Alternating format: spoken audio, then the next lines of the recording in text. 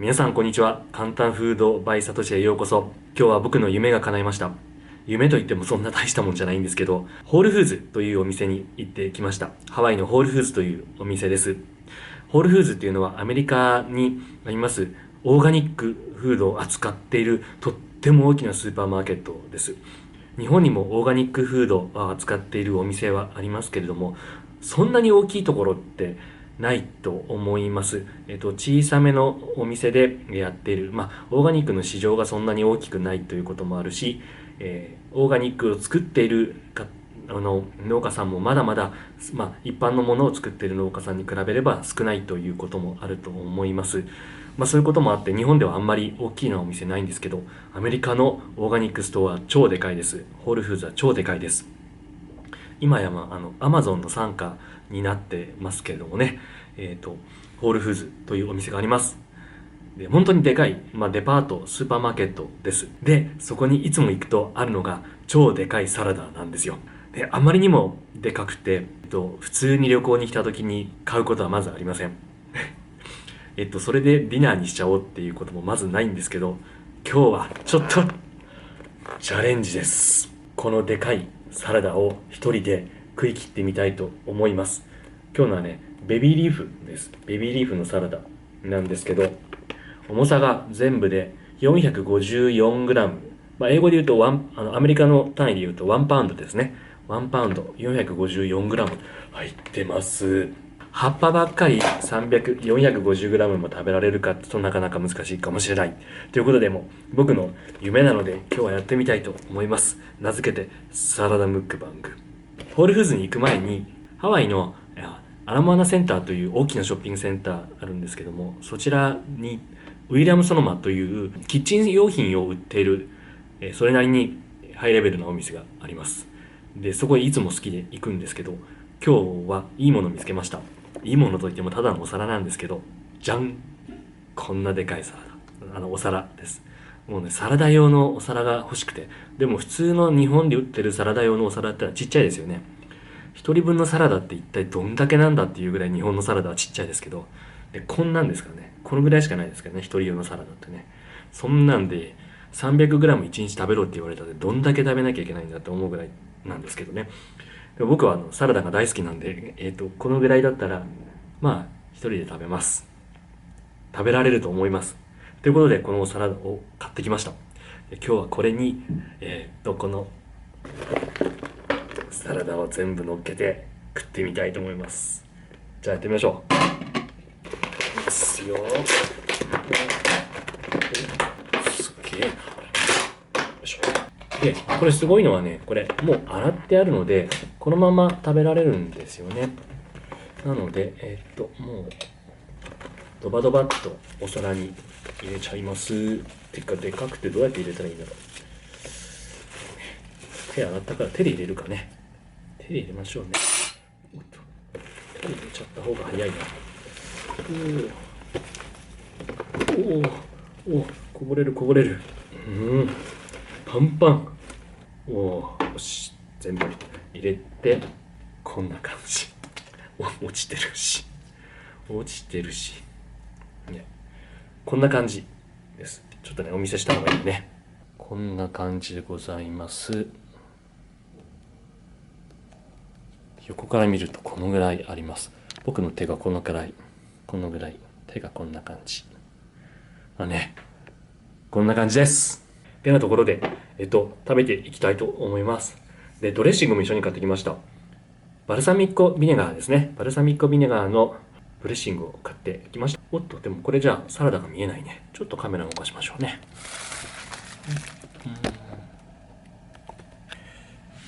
これで見えるかな。これで、サラダも見えますね。これでちょっと勘弁してください。随時見せていきます。じゃあ、ドレッシングをかけましょう。バルサミコビネガーのドレッシングは好きなんですよね。お酢といってもこうまろやかな、なんて言うんでしょう。本当にブドウの、香り、ワインの香りですね。それがね、本当に出てくるような、ワインビネガーともまた違うんですけど、本当に美味しい熟成、こうね、黒酢みたいな感じ、まろやかさ、こうね、濃厚な味。これ大好きなんですよ。はい、じゃあ、いただいてきます。今、ドレッシングをかけました。いただきます。本当にね、サラダ。うん。うん。おいしい。うん。This dressing。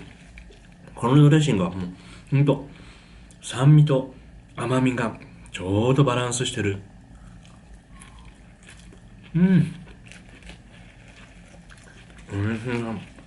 おいしいドレッシングです。葉っぱもね、みずみずしい。みずみずしい。うん。忘れてた。ビール。これがなきゃね、始まらないですよね。ごめんなさい。本当にね、準備が悪い。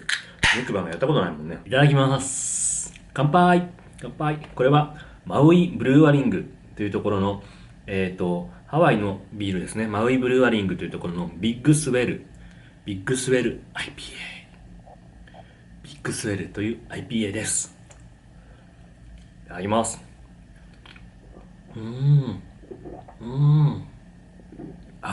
なんかもう、グリーンのホップをいただいてるようなこの苦味がね、超うま。ね、まあサラダとビールってどうかっていうのもあるんですけど、まあそんなので、どうでもいいんです。好きなんで。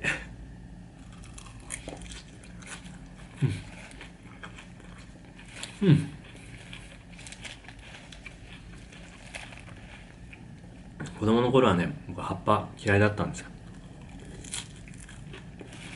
野菜は、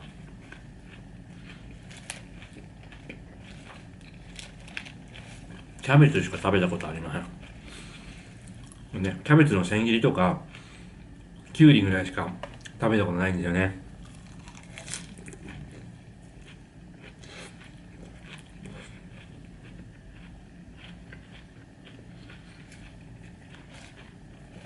ほうれん草とか好きじゃなかったし、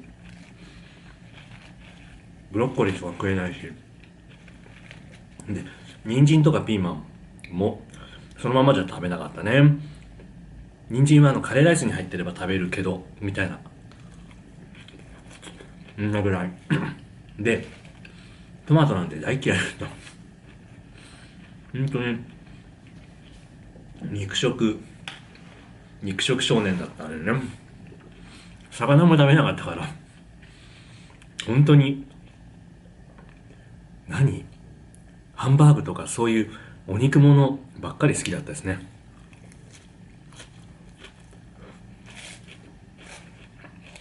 うん、今もやっぱすごい偏食だったんですよ。好き嫌いの多い子供だったんですよ。でも、一人暮らし始めてからですね。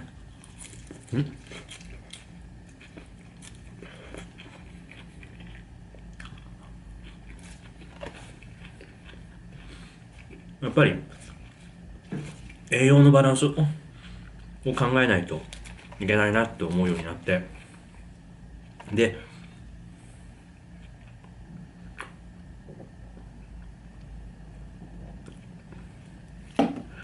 それで、トマトとかをよく食べるようになって、あと、ほうれん草ですね。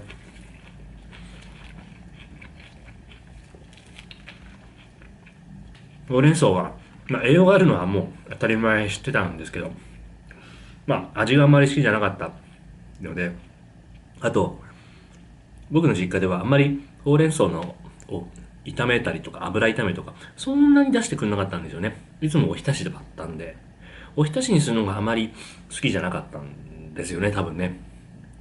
で、自分では、油炒めにしてました。ほうれん草の油炒めって、僕の小学校の頃、初めて習う料理だったんですよね。家庭科の授業で、当時はね、男は技術、女は家庭科みたいな、そんな風なわけがありましたけど、小学校の時はなんとなく家庭科も一応やるので、中学校でやったのかなわかんない、忘れたけど、そんなわけが、なぜか、子供の頃はあっ僕の子供の頃はあって、今はわかんないですけど、ね、男は技術、女は家庭科みたいなね、今でいくと男女差別じゃないかと思うんですけど、その家庭科もでも一応ちょっとやるんですよね、男も。それでやったのが油炒め、ほうれん草の油炒めでした。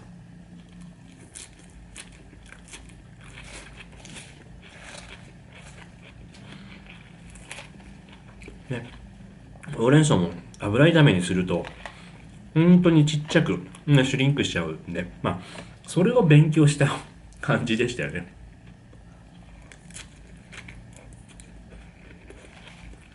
でも、一応おかげで、ほうれん草の油炒めぐらいは作れたので、良かったですけどね。でもトマトとかは、本当に生で食べる、こうウェッジに切って、くし形に切って、生で食べる以外のことって、全然当時思いつかなかったんですよ。今もサラダに入れることが一番多いですけど、でも、煮たり焼いたり、いろいろ使えますよね。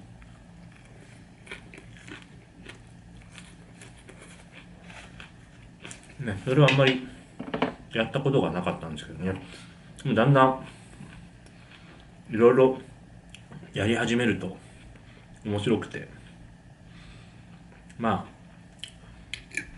ご多分に漏れず、パスタのソースぐらいは自分で作るようになりました。ね、でっかいトマトを買ってきて、日本のトマトあんまり料理に向かない生食用に作ってるものが多いんですけど、中にはでっかいトマトがあって、それを安く売っててっていうのはもう熟々になってるから、もうもう今日食べてくださいみたいな、そういうトマトを買ってきて、でそれを潰して、ちょっと湯むきにして潰して、でソースに作ってたりしましたよ。で自分で作ると美味しいんですよね。ね。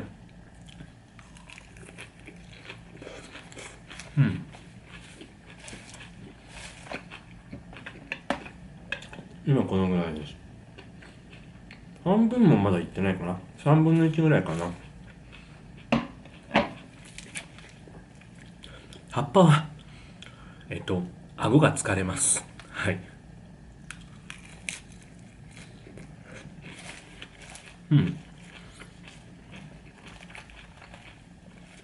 ご飯とか麺類だとね、あまり噛まないでも飲み込めちゃう。胃には良くないけど、あまり噛まないでも飲み込めちゃうじゃないですか。でも葉っぱはなかなかこうそのままゴクッとはいけないですよね。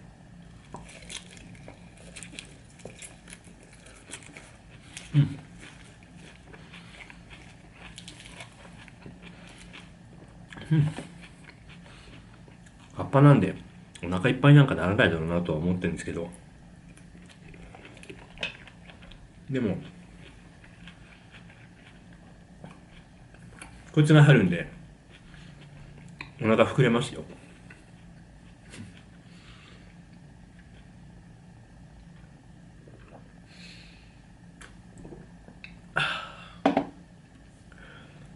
でも美味しいビール。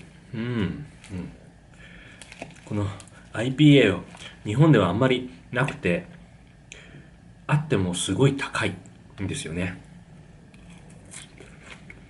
で、日本の、お店の人に聞いたんですけど、日本のビールメーカーの人に、なんで IPA 作んないの？作ったら売れますよって言ったらしいんですけど、でもメーカーの人が、いやーなかなかこうビール作る側の人は、あれはビールじゃないって言うそうなんですよね。考え方とかの思考の好みの問題かもしれませんけど、日本のビールメーカーは、ま話によればですけどね、ドイツ式のビールこそビールだっていう考えのようです。なので、あの味にこう近づけたいっていうか、そういう思いでいるみたいなんですよね。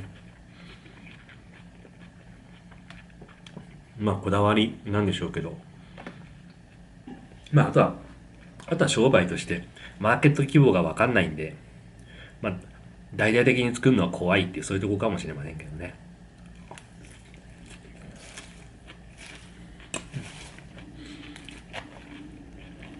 もうアメリカ来てこんなに IPA が人気があって、で僕が飲んでも美味しいと思うんだから、結構いけると思うんですけどね。日本の会社ももっと IPA 出してほしいなと思うんだけどな。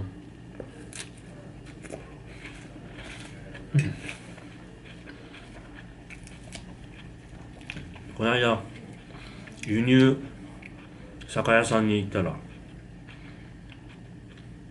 IPA 置いてたんですけど、500円ぐらい1本して、いや500円ビール、いや好きだけど500円かって思ってね、ちょっと買わなかったです。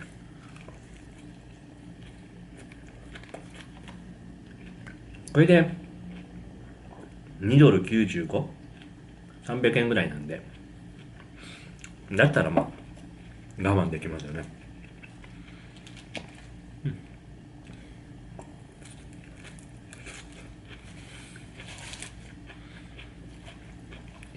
だいたい半分です。はい。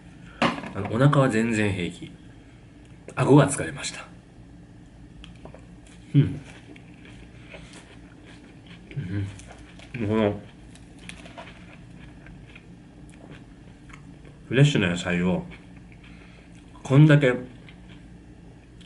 いっぱい食べられるっていうのはとっても贅沢だなって自分では思ってます。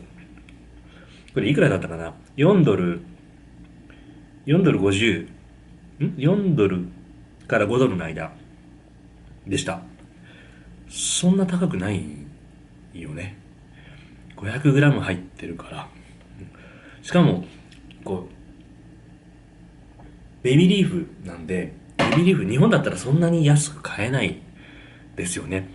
こんなちっちゃなパックでも200円とかするので、こんなちっちゃなパックでもね、200円ぐらいするので、あれって 100g なんか入ってないような気がするから、100g あったとしても、これその4倍入ってるので、800円ぐらいすることになるので、安いっすよね。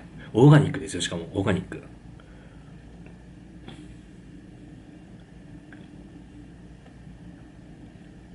ごめんなさい。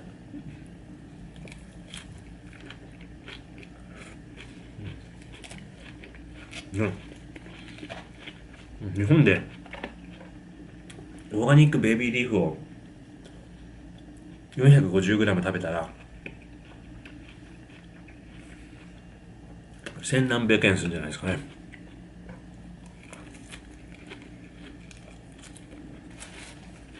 その点アメリカはこう消費者の、思考というか考え方とかがそうなんだと思いますけど、日本は価格志向だとかありますよね。とにかく安くっていうところがあると思いますけど、アメリカ、もちろん安く買いたいっていう人もいっぱいいますけど、クオリティに、こだわってる人、環境とかも含めてですけどね、環境に配慮っていうのも含めてですけど、クオリティにこだわってる人たちとか、あとはできるだけ自然なもの、ナチュラルなものっていうふうにこだわってる人がかなり多いんですよね。それでマーケットが成り立って、ホールフーズっていうでかいオーガニックのお店、値段高いですよ。他の一般のスーパーに比べたら値段高いですけど、それでも商売が成り立つぐらいのマーケットがあるんですよね。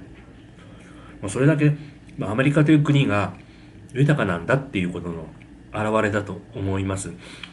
所得がそれなりに高くなければ、こんな店、こんなの買えないんで、払える人たちがそれなりに大勢いるっていうことですよね。日本にももちろんお金持ちの人はいるでしょうけど、そういった人が毎日食べてくれたとしても、お店が、あれだけの大きな規模のお店が成り立つほどのマーケットまでは多分ないでしょうね。ね、もちろん日本中集めればあるかもしれないけど、日本中から毎日の買い物に来るわけにいかないので、しょうがないんでしょうね。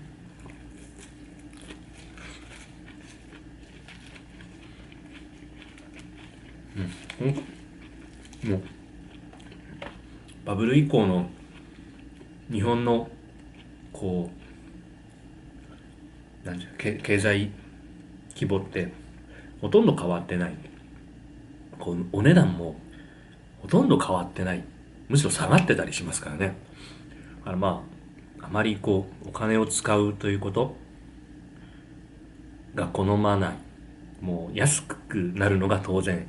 安くていいでしょっていう感じが日本だと思いますけど、アメリカはそうでもないんですよね。もちろん安くしてほしいってみんな思ってると思いながらも、高くても買えるという状況だと思います。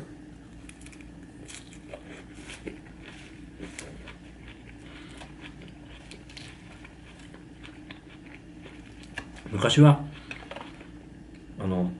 いわゆる炭酸飲料、コーラとか、ああいうのって自動販売機でも75セントで確か買えたと思います。日本なんかよりもコーラとかは、ああいう炭酸飲料とかは日本よりも安かったはず。日本で100円とかしてた時に75セントだったですからね。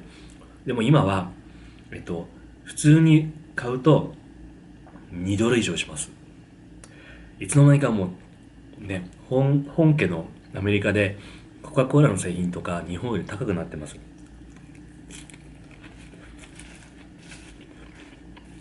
もちろん安く買えるところもありますけど、でも普通に、その辺のお店行ったら日本より高いんですよね。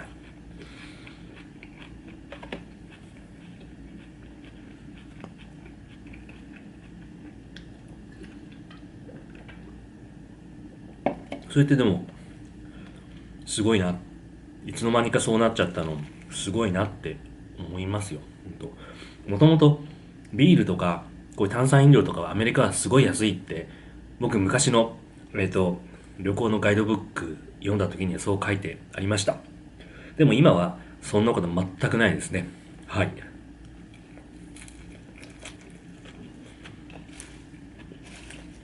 日本で、あの、50何円とかで2リットルのお水が買えたりする時もありますけど、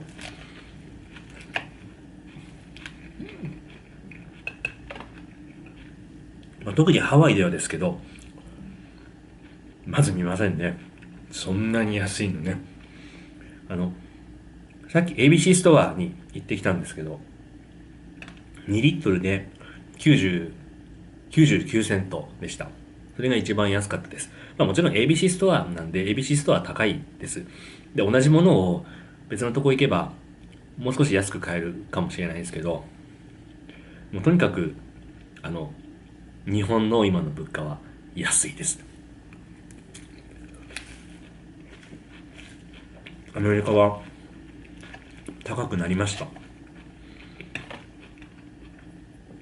初めて来たのはもう30年近く前ですけど、やっぱり安かったですよ、飲み物は。で、物価も、一般の物価もこれほど高くなかったなって思います。スーパーで買い物、当時もしましたけど、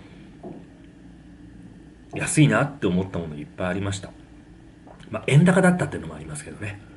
今よりも円高で1ドル80何円とか、そういう時代でもあったので、ね、それもあったことはあったんですけどね。それでも、アメリカの方が安かった。1ドル100円だともし考えたとしても、アメリカの方が安かった。で同じものの値段を比べても、当時のアメリカで売ってた値段と今アメリカで売ってる値段は全然違います。で日本だと30年前にこのものが売ってた値段は今でもこの値段だったりします。ね、最近ちょっと値上がりしてますけど、ね、アイスクリームとか100円じゃないですか。昔から。だいたい100円で前後ですよね。アメリカは多分ね、違ってますんで。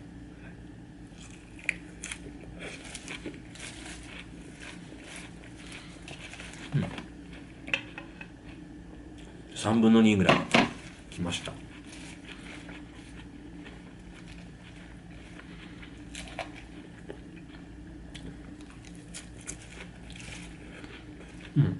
なんか、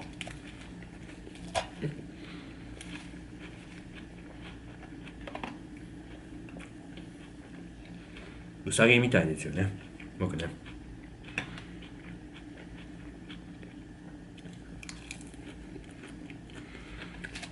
すごいなんか、こんなに食べられて、僕は幸せです。食えますよ。食事 500g とかで、多分、ご飯とか食べて、あるいはラーメンとか食べて、スープまで飲んだら 500g ぐらいあるし、でラーメンだけ食べるわけじゃないし、ラーメン食べて餃子食べて、ご飯まで食べる人いますよね。そしたら、多分 500g とか食べるんで、まあ、ボリューム的には大したことないです。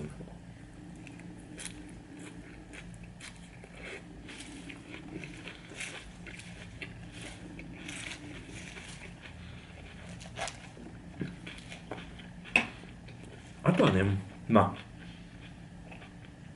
あ、飽きないかってところですけど。まあ、ドレッシングがいろいろあれば飽きないと思います。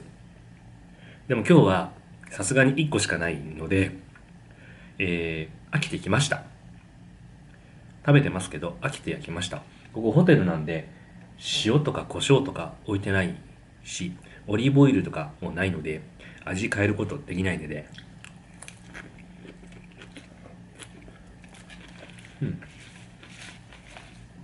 でもね、500g ぐらい食べるのはなんてことないので、このぐらい食ってますよね。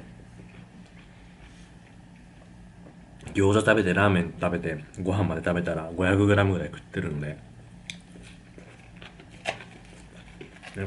多分この葉っぱもミキサーでガーッとやったら、まあ 500g のジュースができるわけですよ。飲めますよね。500cc ぐらいのジュースとか飲めないですか？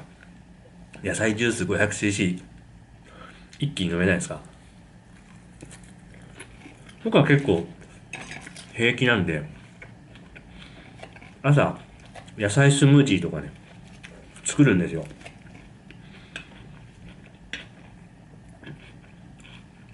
最近よく使うのは、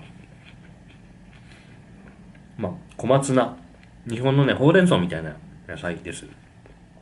小松菜にピーマンとか、トマトとか、キュウリとか、最近ちょっとケールも売ってるので、ケールをちょっと入れたりとかします。あとその時その時の、生で食えそうな野菜を入れるんですけど、で、それに、ちょっとフルーツを足すと食べやすく、飲みやすくなるので、実は去年の秋、なんで去年の秋なんだんですけど、去年の秋にもらったブドウをずっと凍らしてあるんです。そのブドウを3つぐらい、大きな、こんなでかいブドウなんで、そのブドウを3つぐらい、こう、中に入れるんですよね。で、それも一緒に砕く。あるいは、キウイの甘いやつとか、あれも入れちゃったりして、そうすると、えらい飲みやすくなるんですよ。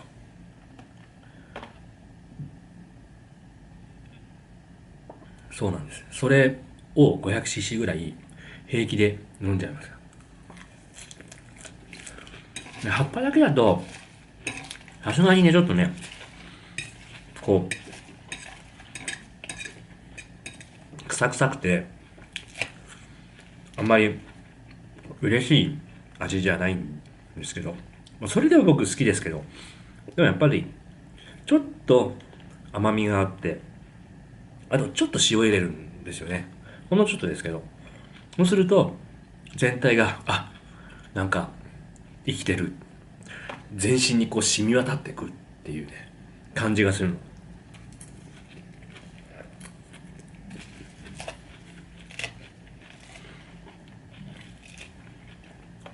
ね。だから、このベビーリーフを全部ジュースにしていいって言われたら、するんだけどな。贅沢もったいない。皆さんどう思います？日本ではできないし、ここでもミキサーとかないのでできないけど、やれるものですかね、これね。まあね、実際には野菜だけだとファイバーがありすぎちゃってかなり飲みにくいので、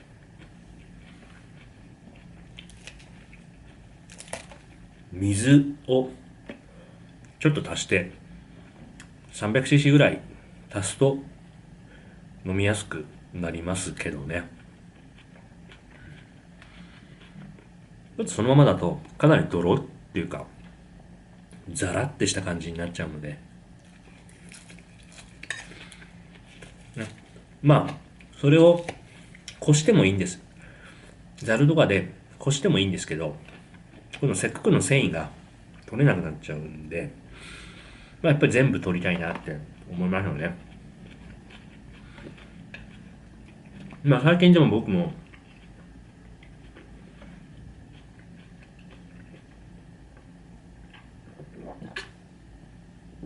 そうやってこしちゃって飲むこともあるんですけど、そういう時はそのこしたカスをご飯に入れます。炊飯器、ご飯炊く時に一緒に入れます。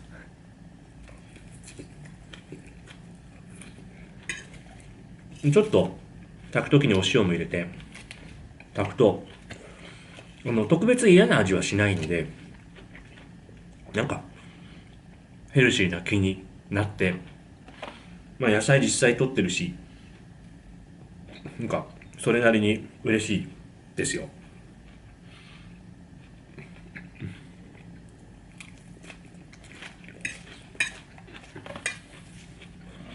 ここまで来ました。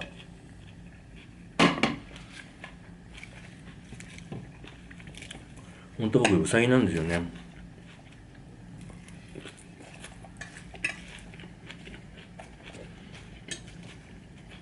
ケールとかバリバリ飲むし、食っちゃうし、青汁とかまずいと思ったことないんですよね。昔まずいっていう CM がありましたけど、僕は青汁まずいと思ったこと一回もないんですよね。そんだけ野菜が好きになっちゃったんですよね。ね、料理するにしても何するにしても一番手間かかるのが野菜ですけど、好きになっちゃったんですよね。お肉なんてね、塩コショウして焼きゃ食えるけど、野菜はね、1個だけってわけにいかないから、1種類だけってわけにいかないから、いろんな野菜をね、切って、で、味をつけて、で、しかもね、野菜もいろいろだから、味付けもいろいろするでしょ。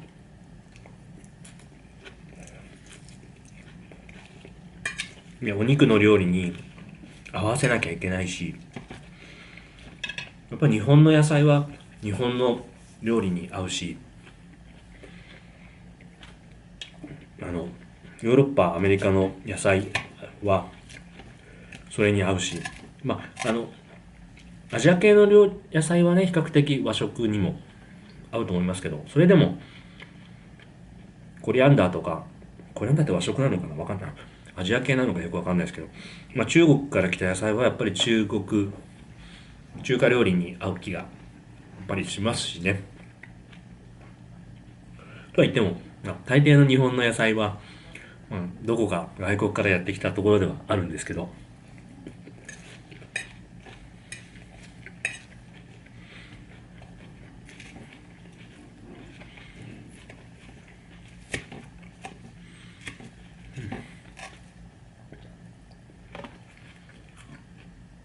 ここまで来ました。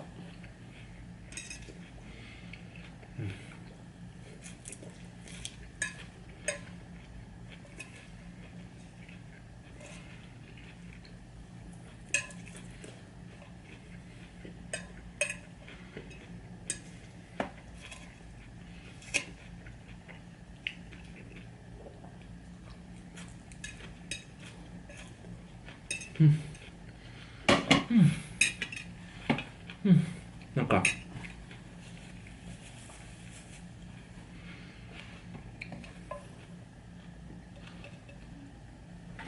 幸せです、僕。なんか、体が明日には綺麗になっていくような気がする。野菜ジュースを飲んだ時って不思議なんですけど、食べたものがスーッと体に吸い込まれていくみたいな、全身に吸い込まれていくみたいな錯覚をするんですよね。もちろんそんなことないんですけどね。もちろんちゃんとなんか体の中でそれなりに消化しなきゃいけないんだけど、だけどなんか液体なのでスーッと入っていく気がするんですよね。まあ野菜はさすがにスーッと入っていく気はしないので、まあ明日になったら体も少しヘルシーになるかな。